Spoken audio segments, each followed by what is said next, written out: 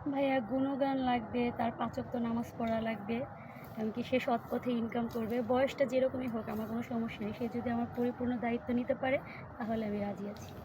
আসসালামু আলাইকুম। দেশ এবং দেশের বাইরে থেকে যারা জীবনের গল্প দেখেছিলেন সবাইকে জানাই সুস্বাগতম। ক্যামেরার সামনে যে আপু দাঁড়িয়ে আছে তার জীবনের গল্প আমরা শুনবো।